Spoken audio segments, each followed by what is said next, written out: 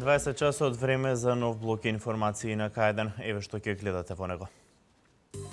Проектот Македонија вработува ќе продолжи уште една година. 19.000 лица преку овој проект дошле до работно место минатата година. Сонцето како енергенс со мала искористеност во Македонија. Најчесто домакинствата поставуваат сончеви колектори. 31-годишната РС од Велес заработи кривична пријава поради постоење основи на сомнение дека сторила кривично дело фалсификување пари.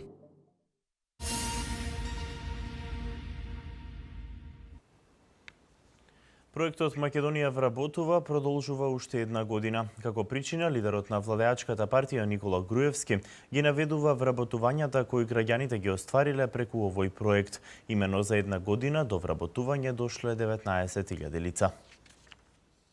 19.000 лица за една година дојдоа до работно место преку владиниот проект Македонија вработува. Повеќе од 10.000 компании благодарение на бенефитите го зголемија бројот на вработени, а со тоа директно се поттикне изголемување на обемот на работа. Добрите резултати се причина, вели лидерот на ВМРО ДПМН Никола Груевски, овој проект да продолжи уште една година. Проектот Македонија вработува ќе продолжи да се реализира и веќе следната недела владата предводена од ВМРО ДПМН ќе продолжи реализација на проектот, ќе предложи реализација на проектот Македонија вработува 2, кој исто така ќе е на сила една година. Ќе бидат офатени 5 категории на невработени лица. Што полесно до работно место, ова е едно од приоритетните барања на граѓаните. Велат дека ваквите владени мерки се поттик за работодавачите. Да се надеваме дека знаеме дека нема доста работени во држава. Долку имаат намера да работат повеќе луѓе, зашто да не? Ако сам се вработам себе си, може да се надевам на тоа. Новите инвестиции, но и поволните услови кои што ги добиваат домашните компании се причина Македонија во моментов да ја има најниската стапка на невработеност. Статистика објави дека стапката на невработеност е 24,5%. Најавата за влез на нови инвеститори е добра основа да се очекува и овој процент да се намалува. Пред некој ден, на состанок во партијата на која разменивме мислења и информации, Виктор Мизо ме извести дека крупна, западна, мултинационална компанија веќе има донесено интерна одлука за отворање на кол-центар во Македонија, кој ќе отвори најмалку за почеток 200 работни места, а подосна и повеќе. Тоа ќе значи екзистенција на нови 200 семејства, сигурна плата и можност за градење на сигурна иднина. Во моментот во Македонија, според податоците на Агенцијата за вработување, отворени се огласи за 5358 работни позиции. Македонија со 260 сончеви денови во текот на една календарска година е меѓу водечките земји во светот, но според искористеноста на сонцето како енергенс, земјата заостанува. Домакинствата се оние кои најчесто поставуваат сончеви колектори. Според бројот на сончеви денови во текот на една календарска година, Македонија со 280 дена е земја водечка во регионот, но според искористеноста на сонцето како енергенс, Македонија заостанува. И онаа мала искористеност се однесува на домаќинствата. На индивидуалните стамбени објекти се почесто може да се забележат поставени сончеви колектори. Да, и го користиме. И кои се, да ни кажете, бенефитите? Сега 2 стана, и горниот спрат го топлиме и долниот спрат и плаќаме по 6000 струја. А струјата е стварно многу скапа. А ако се греевме како пред тоа, не знам колку ќе плаќаме. Колектор имам за од Сонсева. И како сте се доволни? Добро е, супер. Колку имате намалување на месечните трошоци, особено кога имаме сонце? Па едно 30% сигурно. Може и 40. Економскиот бенефит од поставувањето на сончеви колектори е добро познати за оние кои што се уште овие системи ги немаат поставено во своите домови. Велат причина се финансиите. Не, се уште. Планирате? Па сме со планот да дојде ред за тоа. Па не го користам, сум на мислење да се адаптирам дома во станот, бидејќи е исклучително добра работа. Мислам, јасно ми е тоа, меѓутоа со други проблеми сме преокупирани, а во секој случај планирам да направам тоа. За да се поттикне примената на сончевите колектори во домаќинството, владата неколку години преку лотарија доделува по 300 евра за семејство кое што веќе поставило ваков систем и доставило апликација во Министерството за економија за учество во наградната игра. До сега нешто повеќе од 3000 семејства добиле по 300 евра.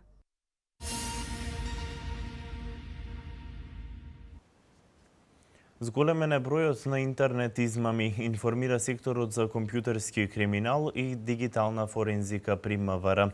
Граѓаните кои се сомневаат дека врзнив е извршен некаков тип на интернет криминал, своите пријави да ги достават до секторот во својот регион.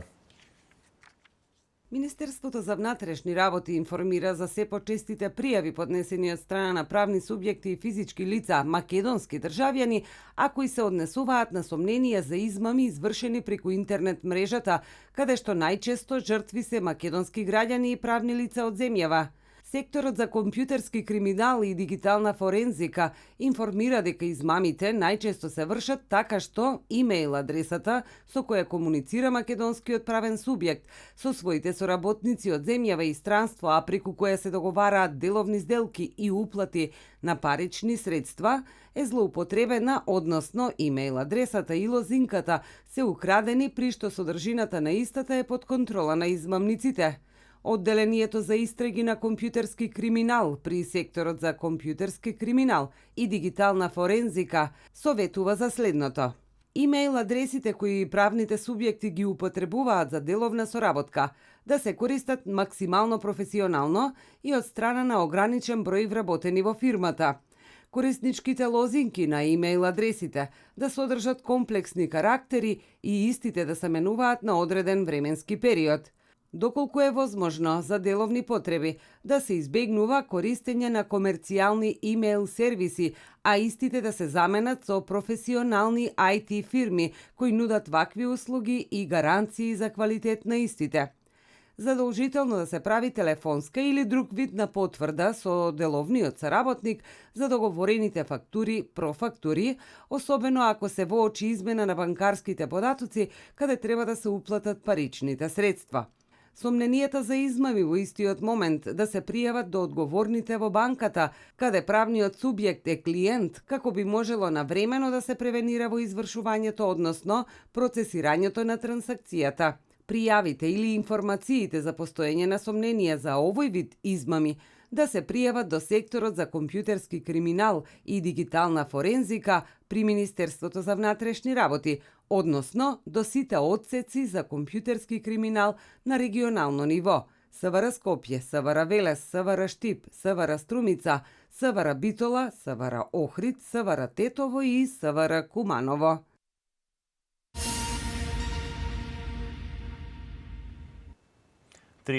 Годишната РС од Велес заработи кривична пријава поради постоење основи на сомнение дека е сторила кривично дело фалсификување пари. Имено пријавената во ресторан во Свети Николе пуштила во оптек 2 фалсификувани банкноти од 100 евра.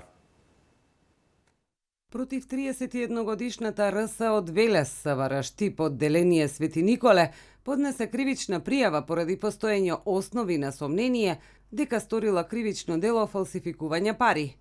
Имено пријавената на 28 мај годинава во ресторан во Свети Николе пуштила во оптек 2 фалсификувани банкноти од 100 евра, од кои едната е разменила за 6100 денари, а со другата фалсификувана банкнота од 100 евра ја платила направената угостителска сметка, зашто добила кусур од 4000 денари.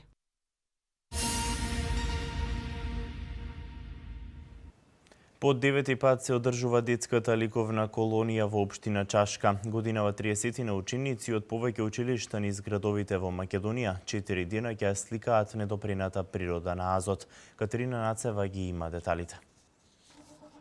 Околу 30 на ученици од повеќе училишта низ градовите во Македонија се дел од 9-та детска ликовна колонија која се одржува во општина Чашка. Годинава за прв пат ликовната колонија започна на поинаков начин, со запознавање на еден од најстарите занаети грнчарството. Оваа година за прв пат одлучивме, бидејќи во нашево место во Чашка има еден млад човек, еден ентузијаст кој што од хоби го негува овој стар занает грнчарството и неговата импровизирана работилница е опремена со машини кои што подпомагаат при изработката на овие грнчиња и други предмети кои што се прават од глина. Решивме оваа година да ги доведеме тука учениците и тие да се опробаат, да си го пробаат својот талент, да направат нешто, својата креативност да изразат. Како што гледам, учениците навистина проявуваат голем интерес, а исто така и нивните ментори. Интересот кај учениците за учество во оваа колонија од година во година е се поголем, вели директорката Таневска, но она што е значајно за самата манифестација е што колонијата преминува во меѓуетничка работилница. Овде, вели Таневска, сите се едно. Се повеќе се пројавуваат интерес, а и со вклучувањето на проектот за меѓуетничка интеграција во образованието и ние како организатори се потрудивме да покануваме учесници од другите етникуми, така да сега имаме бошњаци, срби, албанци, турци и се поголем замав и поголем интерес има секоја година. Наредните 4 дена учесниците ќе бидат сместени во Богомила, каде ќе ја сликаат недопрената природа на Азот, а веќе во петок насликаните дела ќе бидат изложени во основното општинско училиште Тодор Јанев.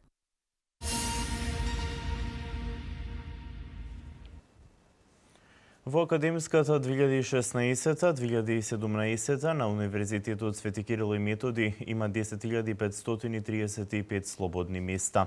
На телефонската линија за лекарски совет последните 7 дена имало 100.380 повици. Во продолжение вестите од Македонија.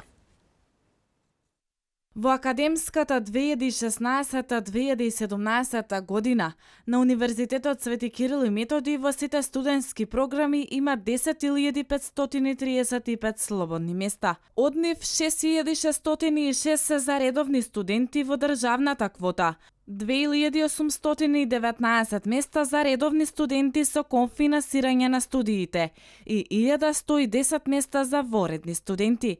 Како и во изминатите години, надоместот за редовните студенти е 200 евра, односно 100 евра студиски програми, а износот за студиите со конфинансирање се движи од 100 до 400 евра. Пријавувањето на кандидатите во првиот уписен рок е на 18 и 19 август, вториот уписен рок е на 5 септември, а на факултетите, на кои ќе останат слободни места, ќе има и трет рок на 15 септември, кога и започнува новата академска година.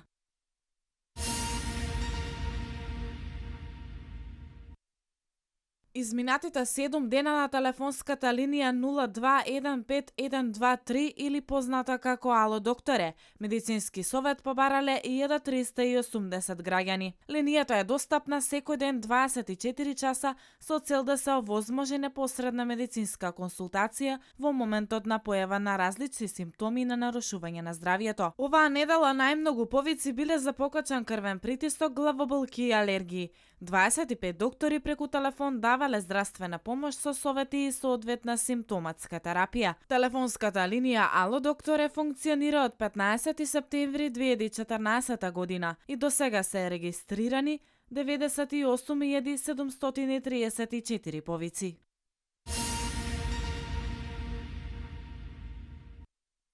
Македонија доби благодарност од УНХЦР за покажаната поддршка за значителниот број бегалци и мигранти кои поминаа низ регионот. Повеќе од 60% жени и деца, вклучувајќи и мали деца кои патуваат сами или разделени од својот родител, на кои е потребно да им се посвети посебно внимание, Македонија им помогна без никаков проблем. Се наведува во соопштението од представништвото на УНХЦР во Скопје по повод Светскиот ден на бегалците 20 јуни. Граѓаните во државата, поведени од хуманитарниот дух, го дадоа првичниот одговор, создавајќи пат за владата и сите хуманитарни партнери да воспостават координиран одговор, покажувајќи ја способноста на државата да се справи со итната состојба од големи размери и да осигури хуманитарната помош да стаса до оние на кои им е најпотребна, стои во соопштението. УНХЦР изразува надеж дека скорешните измени на Законот за азил и привремена заштита ќе можат да бидат изменети или укинати и дека ќе се преземат дополнителни мерки за законот да се усогласи со меѓународните и европските стандарди.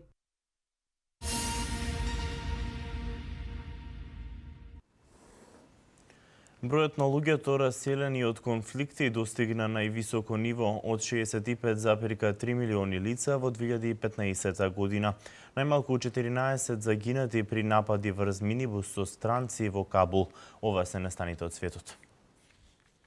Рекорден е бројот на раселени лица од 65,3 милиони во 2015 година во светот поради конфликти и репресии, соопшти Високиот комесаријат на Обединетите нации за бегалци УНХЦР.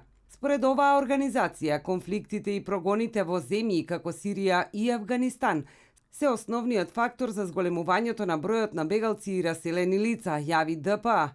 Минатата година, според годишната статистика на УНХЦР, за прв пат е преминат прагот од 60 милиони бегалци и мигранти, односно во просек 1 на секои 113 лица во светот е потенцијален азилант, внатрешно раселено лице или бегалец. Факторите кои ги заплашуваат бегалците се повеќе се множат, истакнал првиот човек на УНХЦР Филипо Гранди.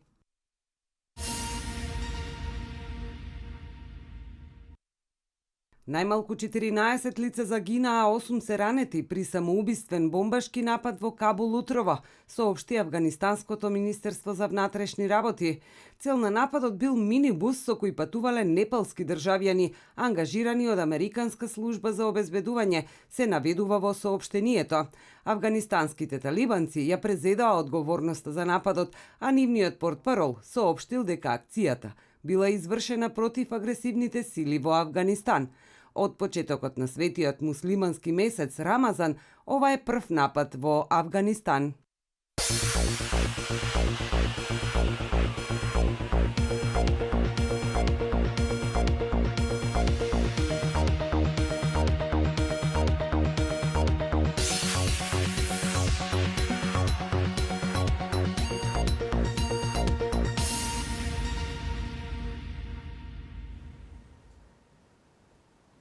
И денес имавме сончево и многу топло време. Живата во термометарот се искачи до 38 степени. Метеоролозите и за утре најавуваат слично време. Еве ги деталите за општините од Вардарскиот регион.